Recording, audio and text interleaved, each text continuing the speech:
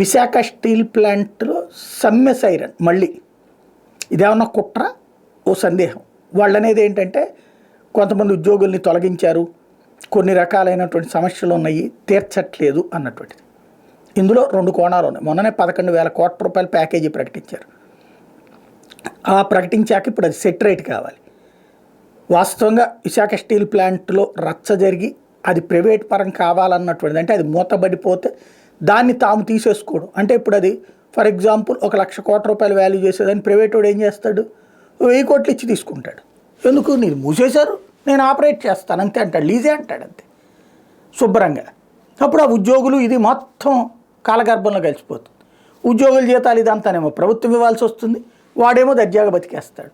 కాబట్టి ఇట్లాంటి పరిస్థితి రాకూడదనినే 11,000 కోట్లతో దాన్ని మళ్ళీ డెవలప్ చేసేటటువంటి ప్రక్రియ ఇది చేస్తున్నారు.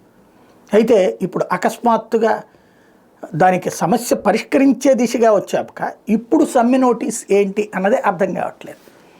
అదేమంటే కొంతమంది జీతాలు రావట్లేదు, ఉద్యోగాలకు సంబంధించి వచ్చింది. జీతాల గురించి మొన్ననే చెప్పారు మంత్రులు ఇద్దరు, కేంద్ర మంత్రులు శ్రీనివాస్ వర్మ కావచ్చు, అట్లాగే కుమారస్వామి కావచ్చు.